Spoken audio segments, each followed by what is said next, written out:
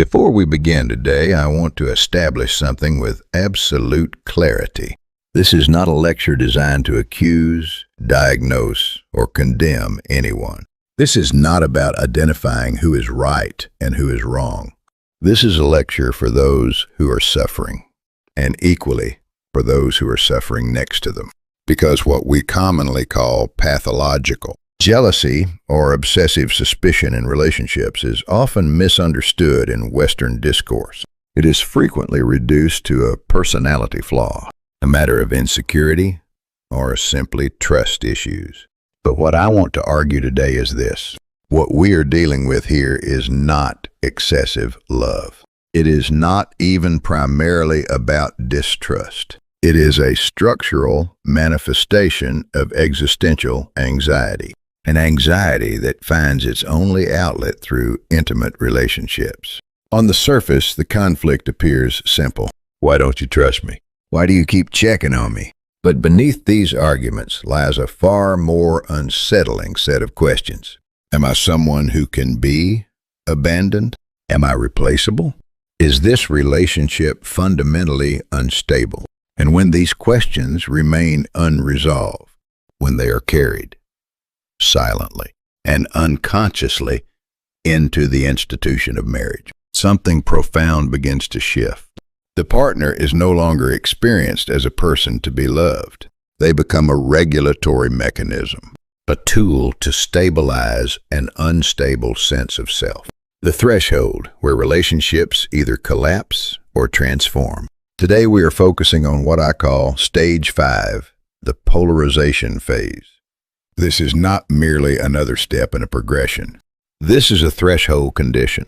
At this stage, the relationship approaches a bifurcation point, a moment where it either disintegrates under pressure or begins, however faintly, to reorganize itself toward recovery.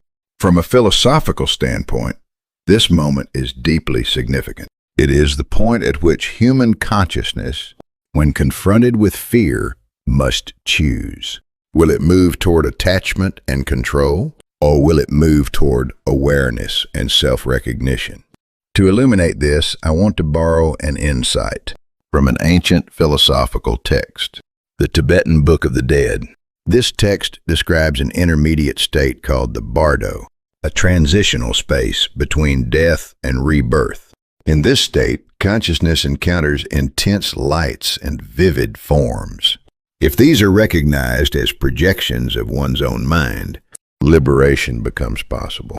If they are feared and grasped as real, consciousness falls back into cyclical repetition.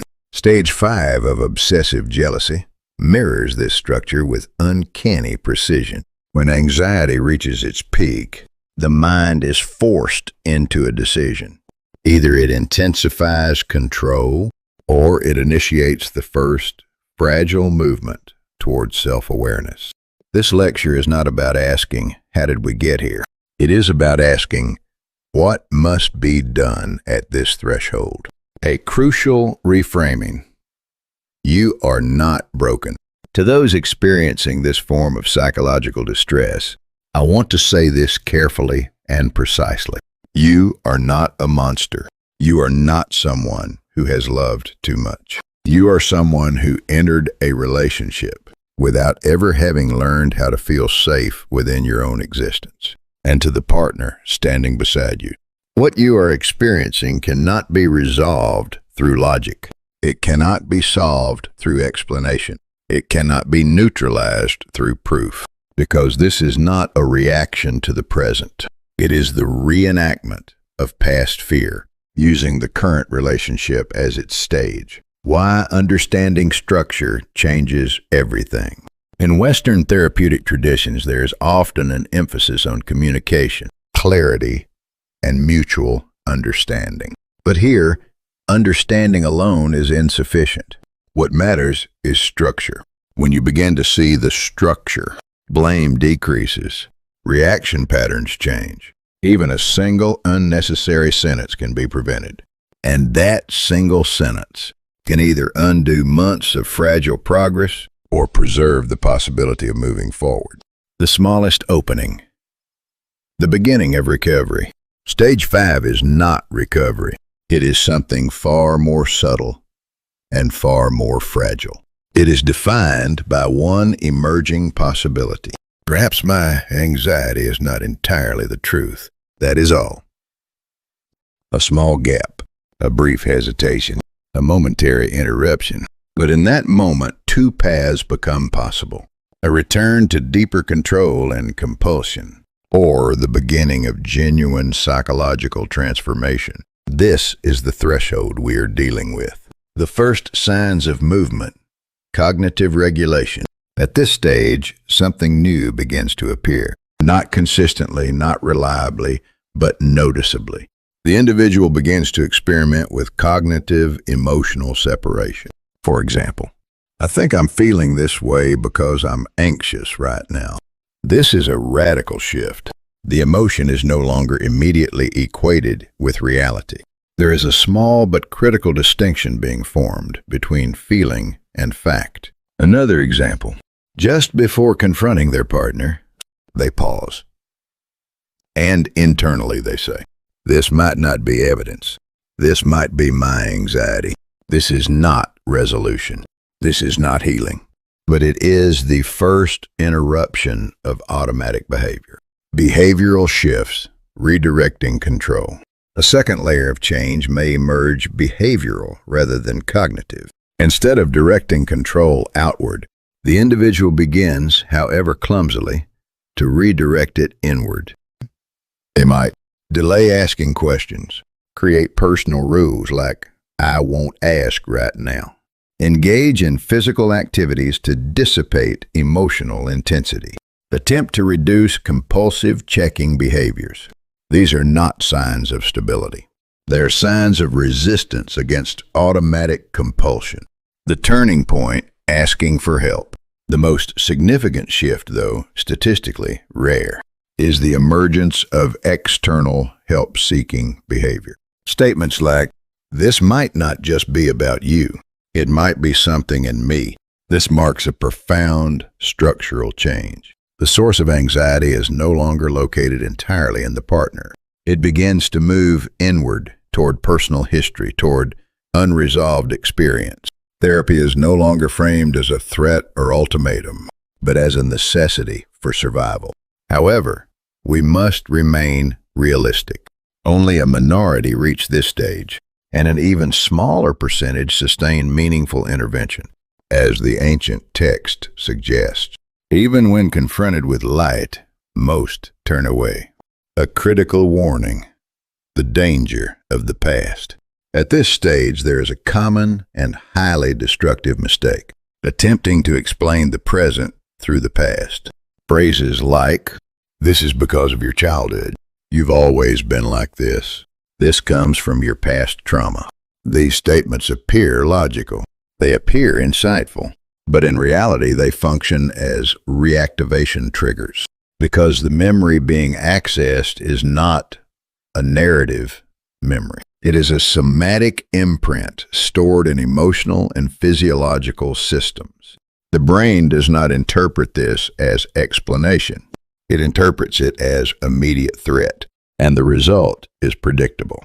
Emotional regulation collapses. Defensive behavior escalates. The system regresses. The relationship shifts from a space of stabilization to a courtroom of accusation.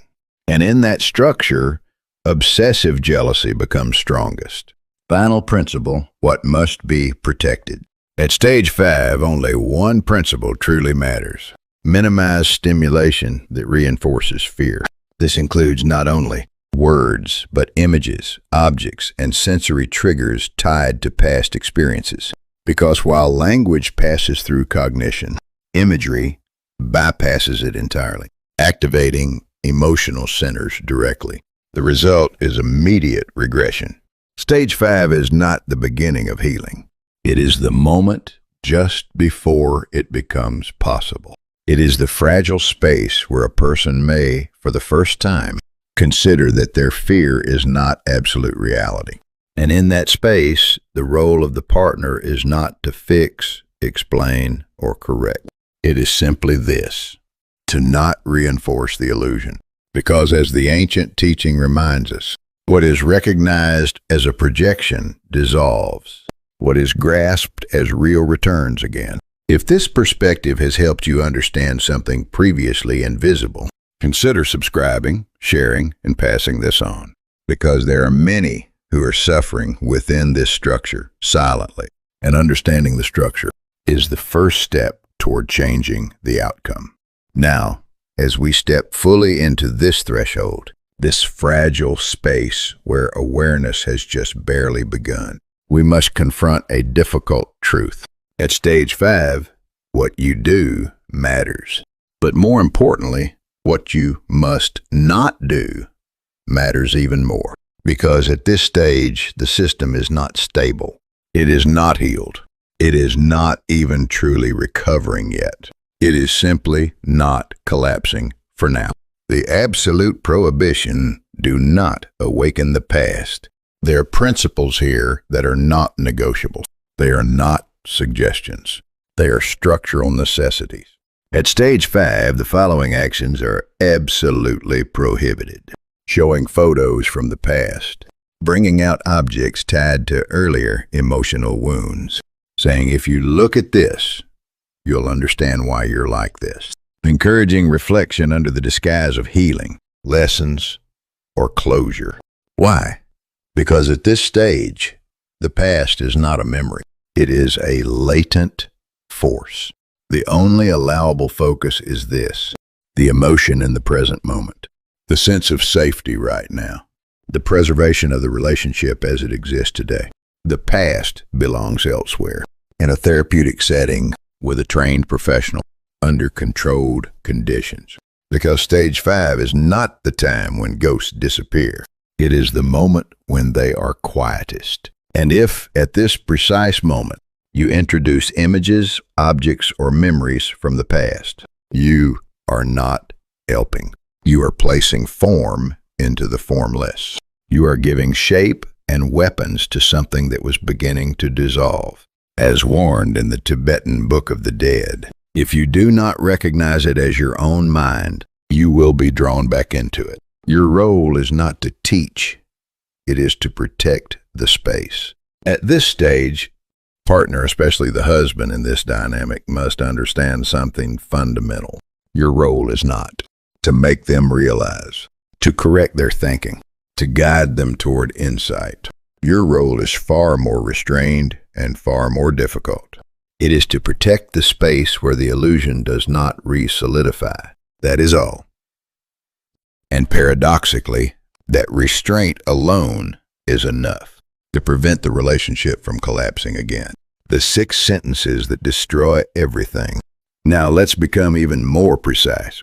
There are certain sentences, common, well-intentioned, even seemingly peaceful, that are in fact structurally destructive. One sentence can undo months of progress. Here are 6 of the most dangerous. First, you're right. It's my fault. This creates temporary peace, but it validates the suspicion as reality. And once suspicion becomes fact, the system resets to its earlier state. Second, I'm doing everything I can. Why can't you trust me? The moment you present effort as evidence, you re-enter the proof game, a game that cannot be won. Third, fine, I'll do it your way, just this once. There is no just once. Control feeds on precedent. What happens once becomes the new baseline. Fourth, what more do you want me to do?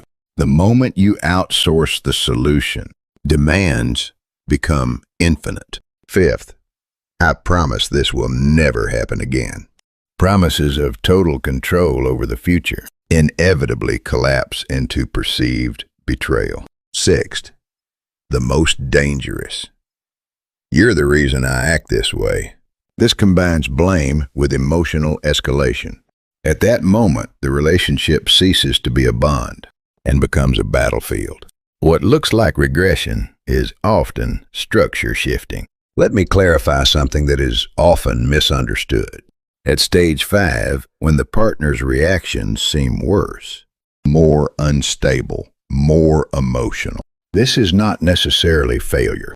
It is often the structure destabilizing. And your role is not to soothe endlessly, nor to surrender.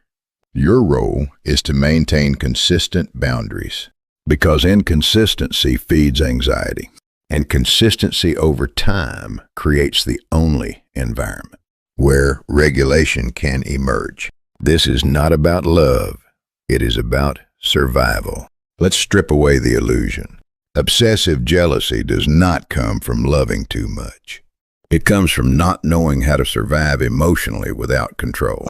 What appears as, I love you, so I need to protect this relationship, is at a deeper level.